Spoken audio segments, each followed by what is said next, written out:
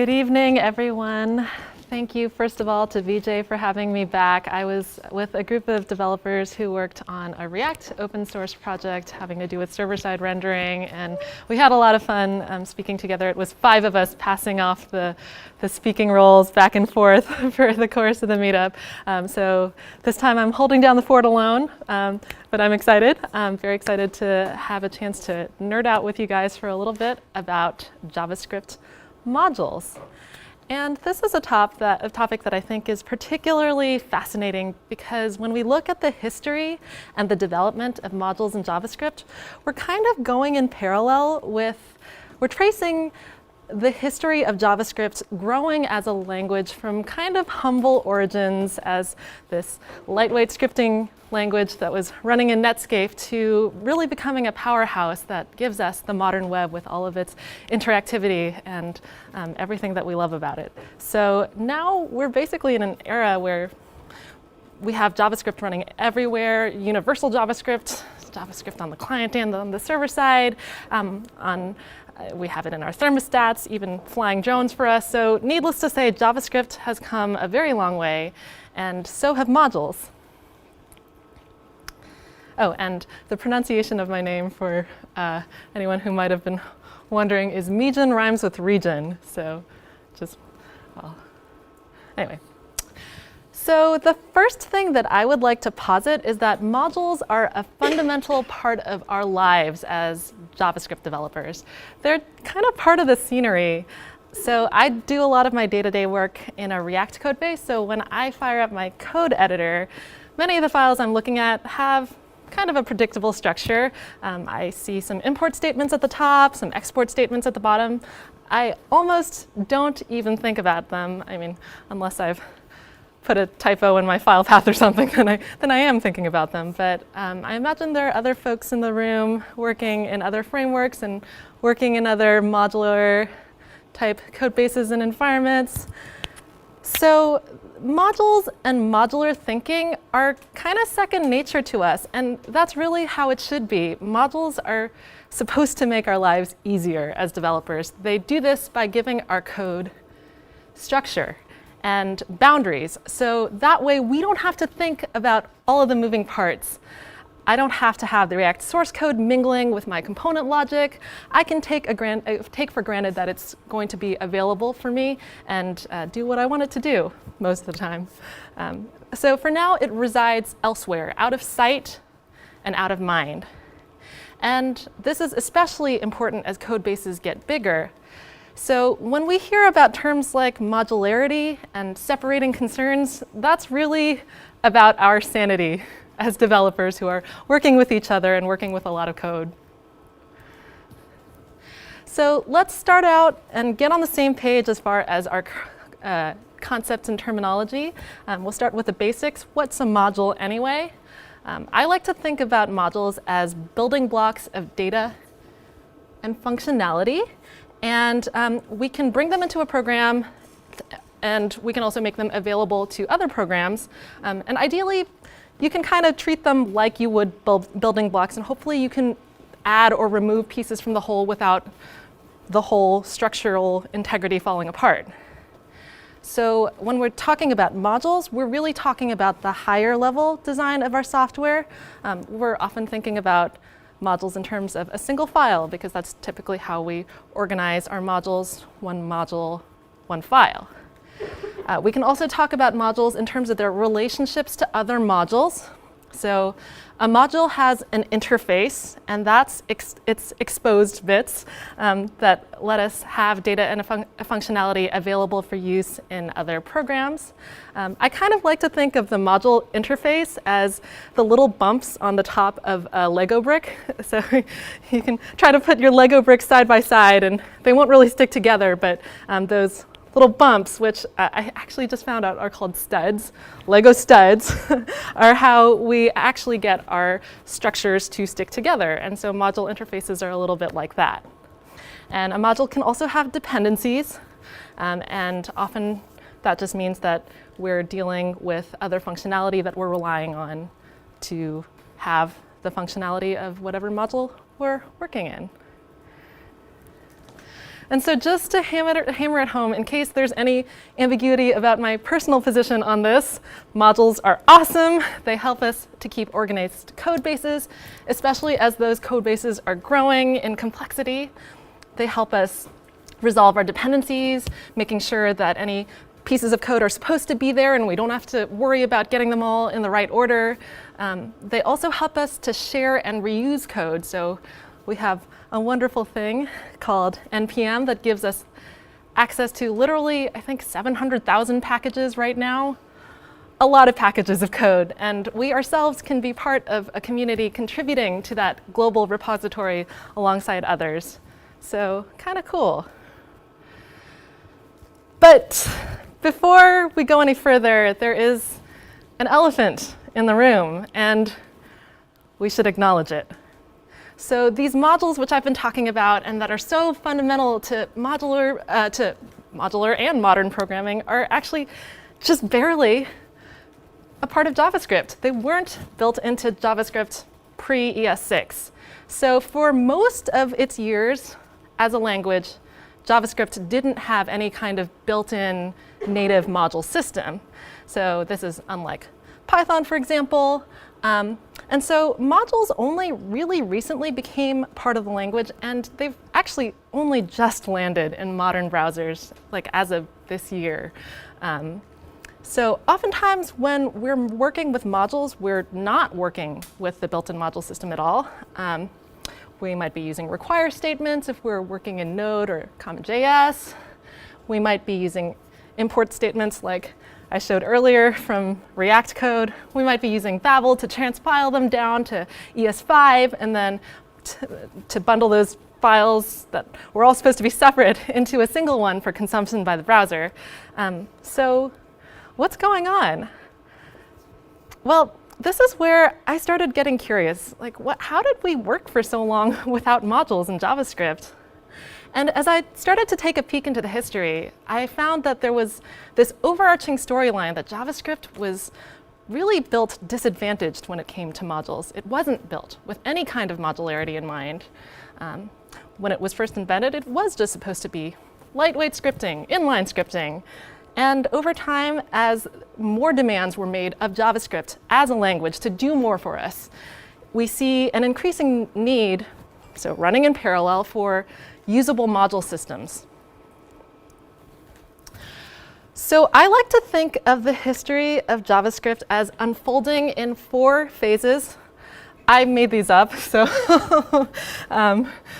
I call it the pre-module era, the do-it-yourself module phase, the specification phase, and the standardization phase. And because it is something I made up and because it is a system of chronology, it is not perfect, not precise. But what I was aiming to do in kind of splitting our timeline into these 4 segments was to bring some order to overall trends that were taking place. So I'll do a little flyover right now before we jump in and get into more detail for each of those phases. But let's start at the beginning in the pre-module era, when modules were not really a thing at all. JavaScript didn't itself have much of an identity or much respect, let's be honest, at that point. It was nothing like it is today. That didn't last too long before we started realizing that we needed some kind of modules. But in the absence of those built-in modules, we were improvising. We were making module type structures ourselves. So roughly in 2011, we start to see module specifications growing in popularity. The JavaScript community, especially the server-side JavaScript community, was really starting to take off. And a lot of work had to be done just to make JavaScript the language people wanted to develop in. And a big part of that was just coming onto the same page. So that's also kind of our era of single-page apps and frameworks like Backbone and Angular starting to come into vogue. And finally, today, we have arrived in the era of standardization, and that's the phase that is currently underway. And I hate to spoil the plot right at the beginning, but JavaScript is still pretty far from having a standardized module system. We do have a standard system in place, but we're still working out the kinks, and we're still making things hold together in the ways that we hope that they will, so that one day we will all be gloriously developing with modules and not having to think about all the quirks that go with trying to do that. All right, so let's begin our tour. We begin in a time before modules, JavaScript's age of innocence. And as we peek into the yearbook, dun dun dun, we come across gems like this. So totally 90s. And I'm calling this the dark ages, but really, I think we were probably having a good time. Anyone had a GeoCities website? I sure did. I think it was called like the Raspberry Garden or something. I was like 12. Anyway, it had all these cool neighborhoods like Soho and Sunset Strip and Times Square. And I guess you can go to the Wayback Machine if you want to have some nostalgia. But anyway, as I'm looking at this specimen from the archives, I think I'm seeing at least for sure one definite use of inline scripting, which is probably like this fun little animated status bar that's it's crossing the screen for your entertainment. Anyone spot any others? That's the only one that I feel like kind of confident on. What a time. What a time. But anyway, yes, a wild west of inline scripting and script tags. No modules to speak of, really. A question I want us to start thinking about is this scalable? What are some of the problems we encounter in this Wild West scenario? Well, I'll say more about that in a moment, but first, let's get one thing straight.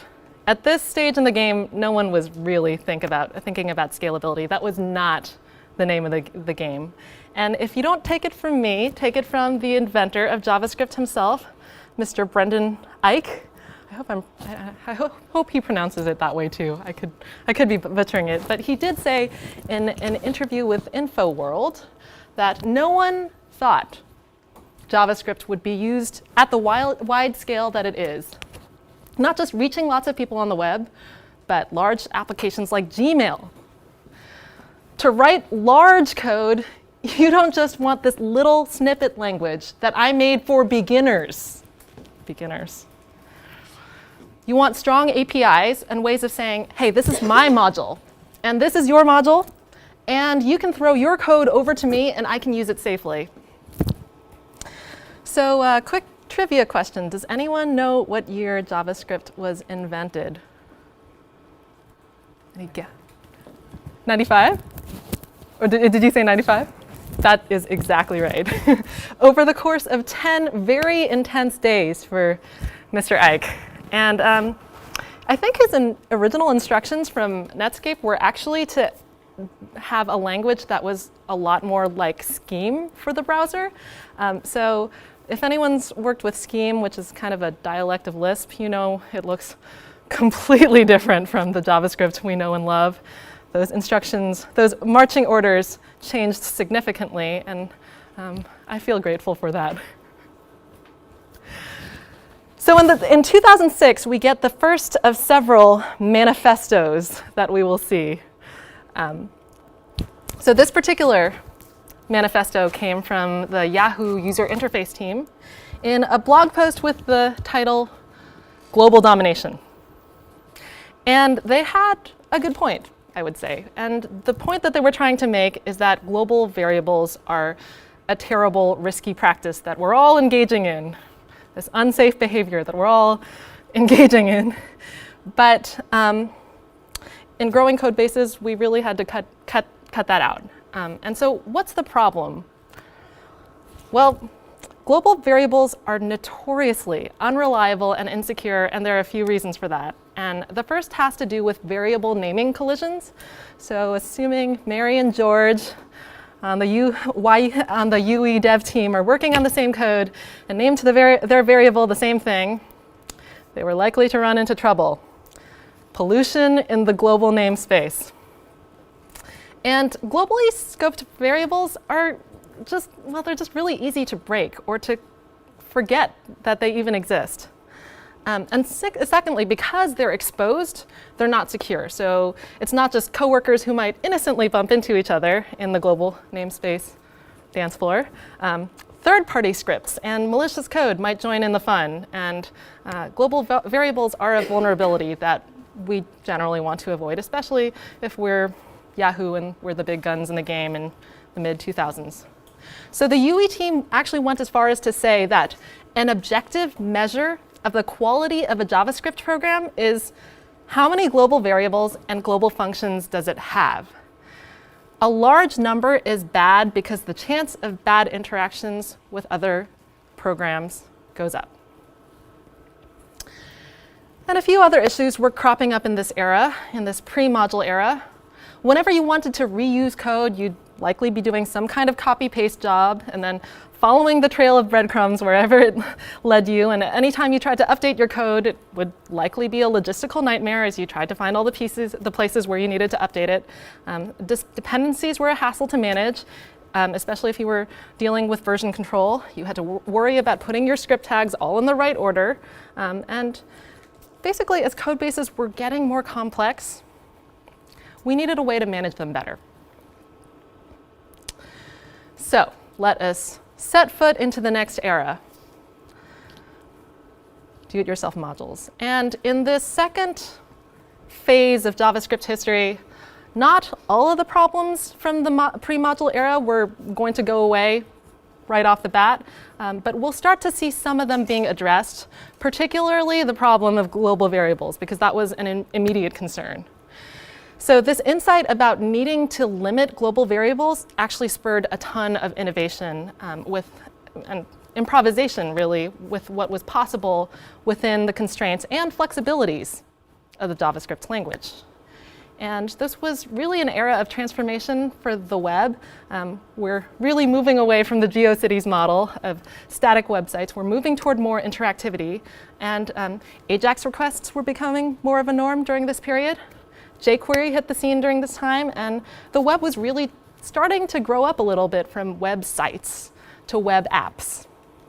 And so let's just keep that in mind as we start to look at some of the ways that people addressed the shortcomings of living in a world without modules. We'll pick up the story where we left off with our friends at Yahoo who had just declared that global variables are evil.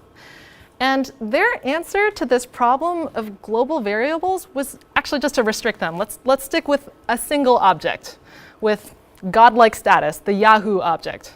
And the aim of the Yahoo global object was literally to contain all of Yahoo, their state, and all of their web state. And being in all caps, you can tell that it was very important. It was the global. So if you wanted to do anything, you would say yahoo.util.dom.get, or whatever it might have been. You were somehow crawling through this object tree to find what you wanted. And jQuery might be a more familiar example. You might remember having to have the jQuery object available in global. But as much as this approach was touted as great practice, there were definitely downsides to it too. So it was still relying on a global variable, a single one that could have been rewritten with a single line of code, and then poof, potentially, everything could be gone. There was still no code reusability and really no help with dependency management or versioning. But you were starting to mitigate some of the risks of just having free-range global variables. So the basic structure of the namespace approach looks kind of like this. We've got an object literal here, and we've got some properties on it, some data, and some functionality. And we can assign those additional properties, additional data, while we're declaring that namespace object or after the fact. with our handy dandy dot notation. And let's look at another approach that started coming up in this era, and that's the module pattern.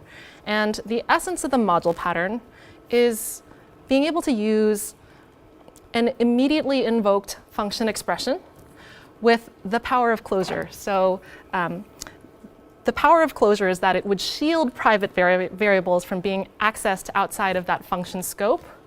And as most of you know, closure is what allows us to have access to the variable environment of a function even after we've exited its scope. So you'll continue to see this pattern as we move along, that function scoping is how we're going to start to get these boundaries and start to collect our variables in places where we can kind of protect them and not have them hanging loose everywhere.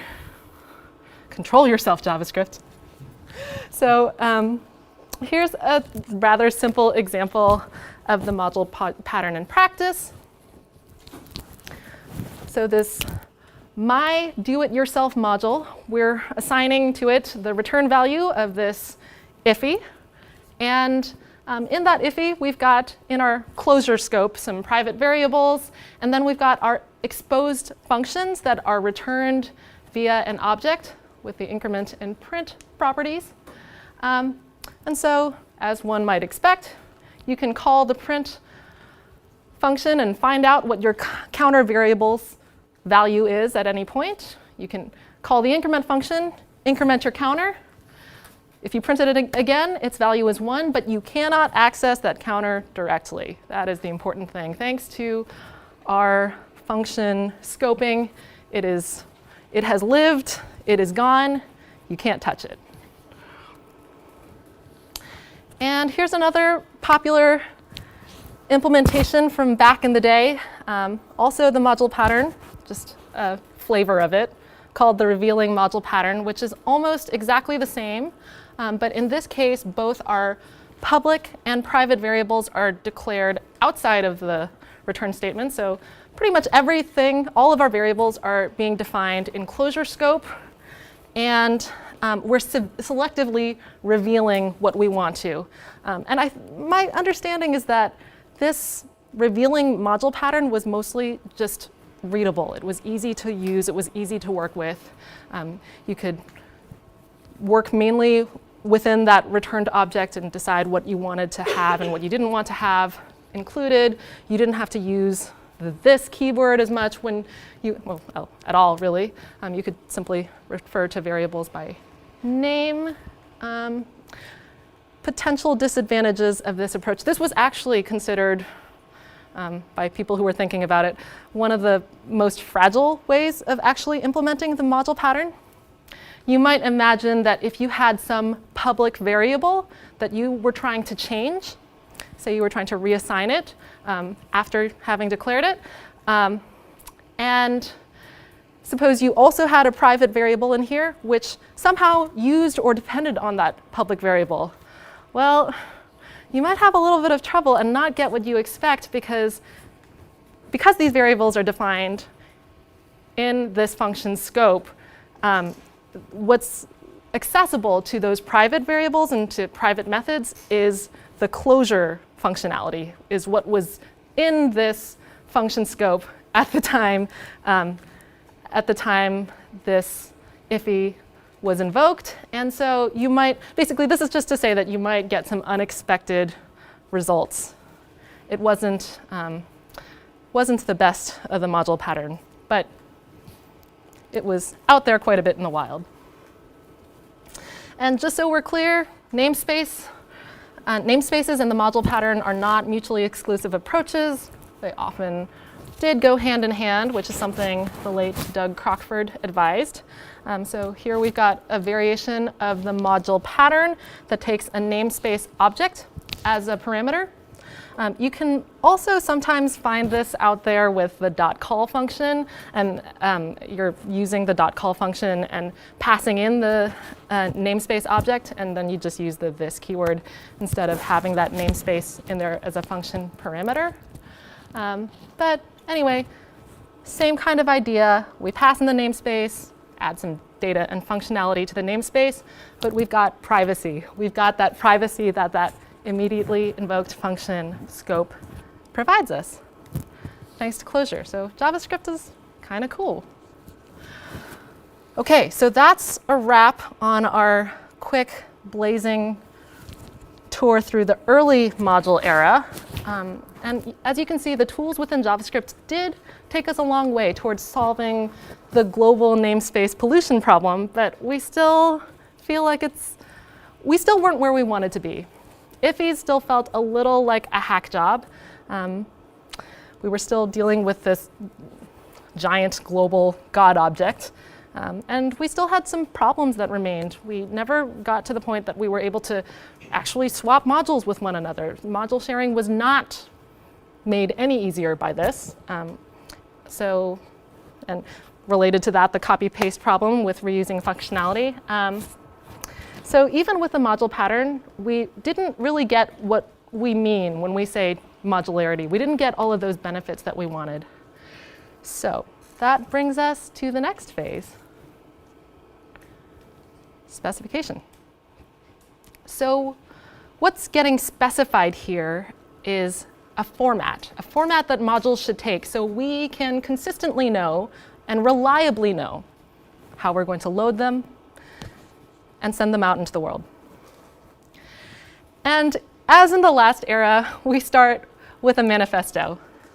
Around 2009 or 2010, people were feeling two strong emotions about JavaScript. On one hand, people were very excited about JavaScript's potential as a language, and folks who were especially working on the server side were excited to see that JavaScript could be used on the server side. So great excitement on one hand, great frustration on the other. Frustration about the limitations of the language and all the things we wanted to do with it. But remember, little baby JavaScript coming from Mr. Brendan Eich's womb wasn't really built for any of the things, any of these expectations that we're piling onto JavaScript. So Kevin Dangoor, another name that I may be butchering, my respects to him, wrote a blog post in January of 2009 that was called What Server-Side JavaScript Needs. And he outlined a proposal that included, among other things, a module system. So there are some other things that he proposed, and many of them we actually know and love today. So he talked about having a package system for deploying and distributing modules. He talked about having some kind of package repository for finding and installing these distributed modules. And none of this existed at the time. This was all kind of a pipe dream. Like, wouldn't it be nice? Wouldn't it be nice if we, as a JavaScript community, had these resources available to us?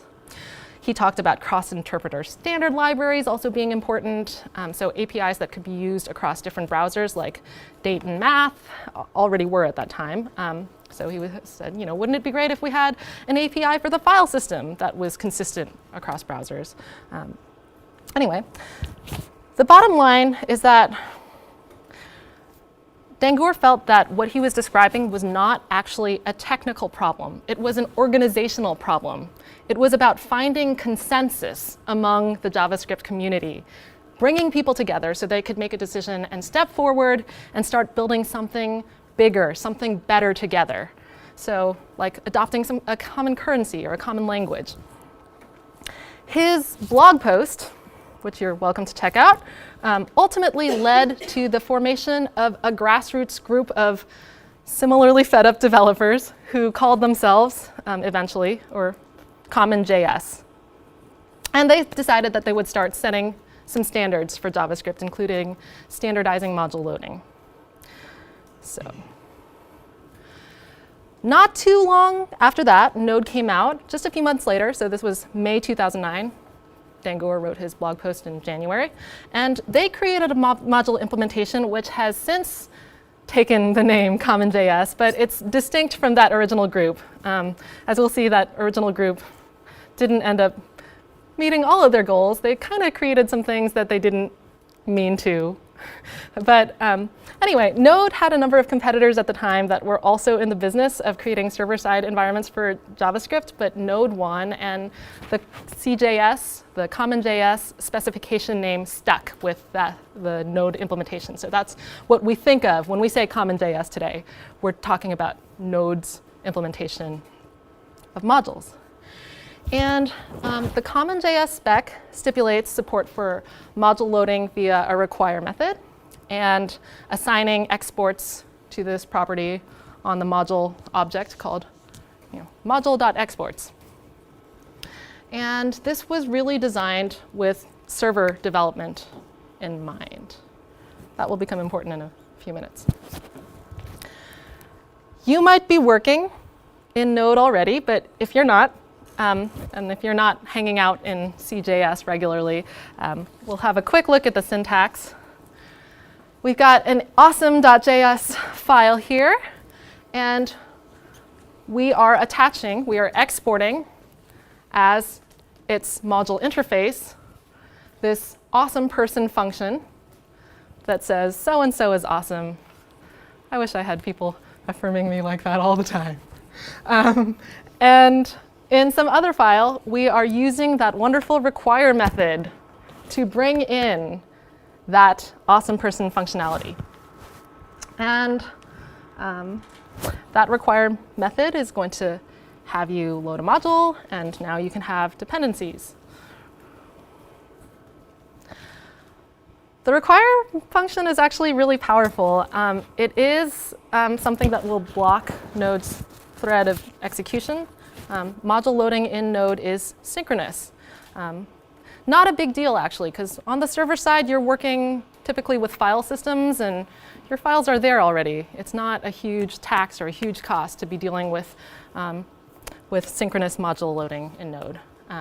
But I'll walk through a few fun pointers related to the require method. One thing that I learned actually this year while working on that React project was that Node actually caches its modules. And it looks in the cache first to see if the module has already been created as a module instance. And so the fun repercussions of that are that you could potentially modify that module after caching it.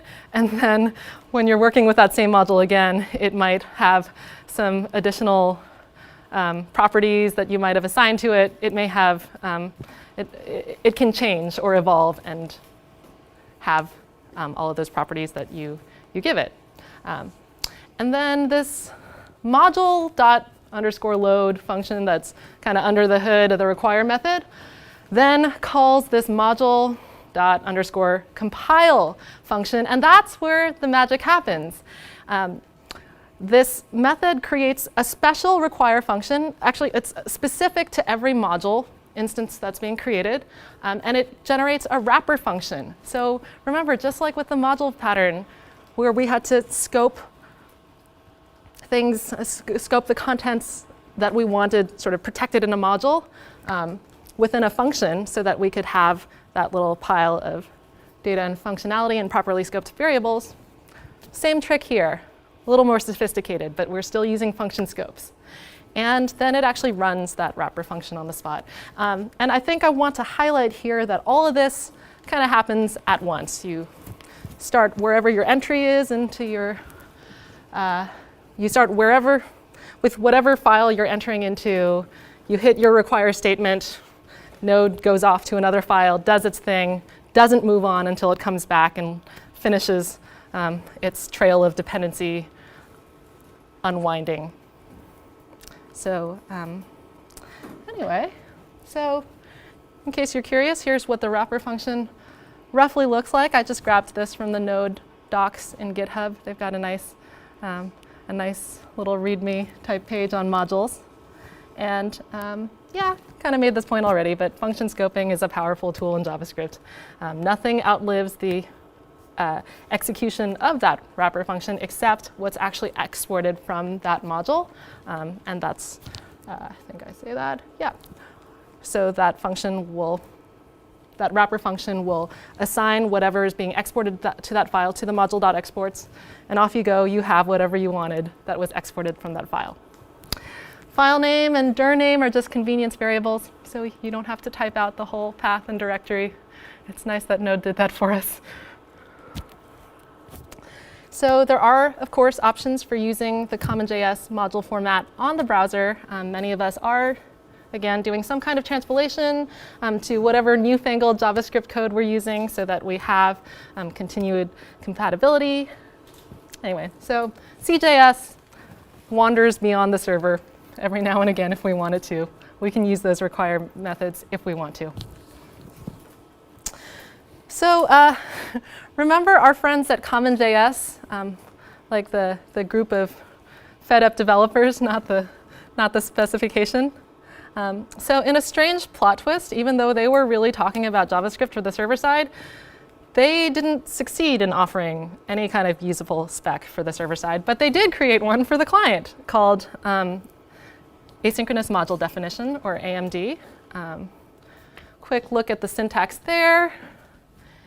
This define method takes as its first parameter this array of dependencies, and then it has this function that it's going to fire off once those dependencies have been loaded.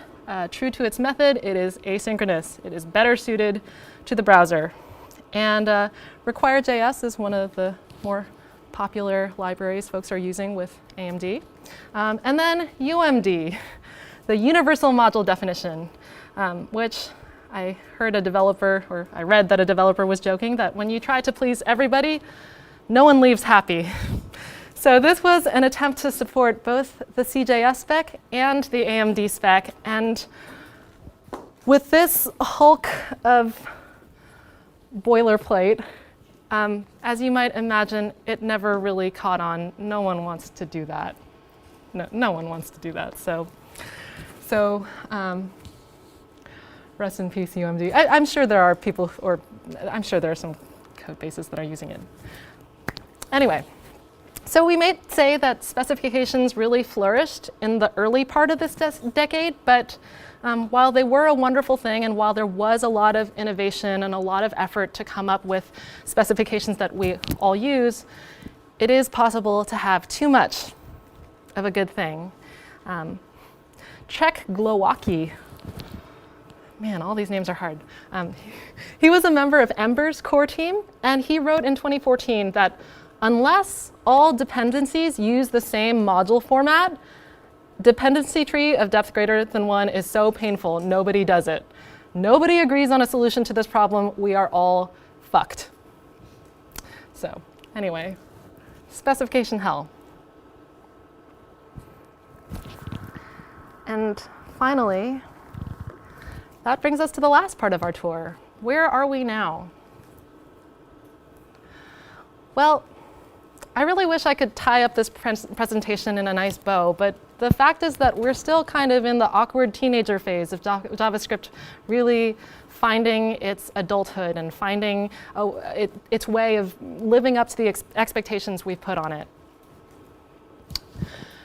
We've seen a lot of far from ideal solutions, but we finally do have a built-in module system, and that's a huge leap forward in the development of a language that was never supposed to come this far. So think about where we started. ES modules actually are supported by all major browsers as of this year. I think it was last month, actually, that Firefox just released their ES modules compatible version. And there's a lot of talk about how ES modules are asynchronous. That's not exactly right. Really depends on the loader. We can talk a little bit about that, but I think that's probably beyond the scope of what we can talk about tonight. But other cool things include support for cyclic dependencies. So those are dependencies that either depend on each other directly or with a few degrees of separation in between. I'm not going to go too deep under the hood with ES modules today, but let's at least look at this beautiful and consistent and concise syntax that it offers us.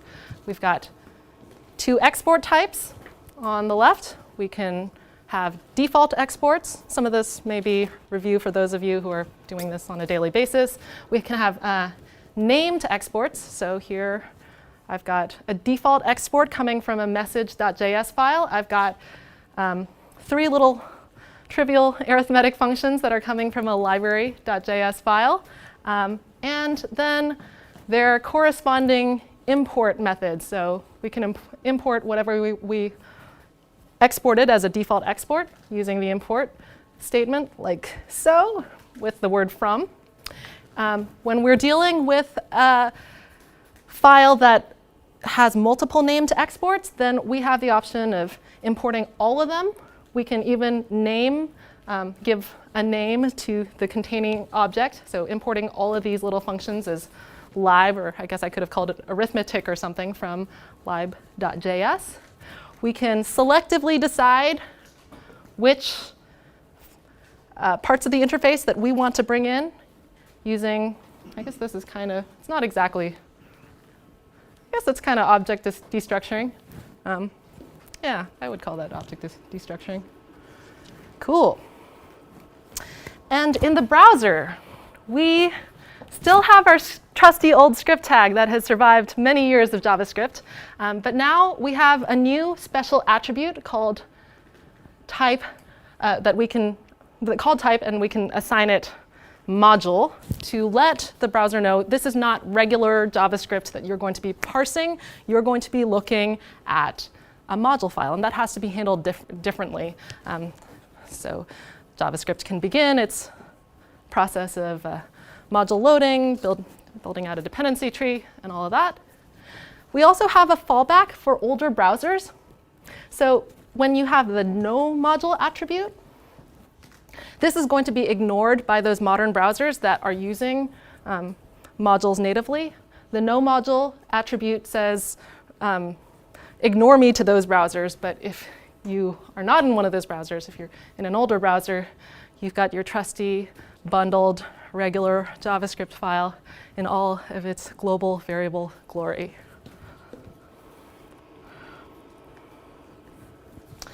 One of the conflicts, one of the current issues in JavaScript is that while most browsers are up to speed with ES modules, Node is not. And you might be asking yourself why Node and ES modules can't just get along.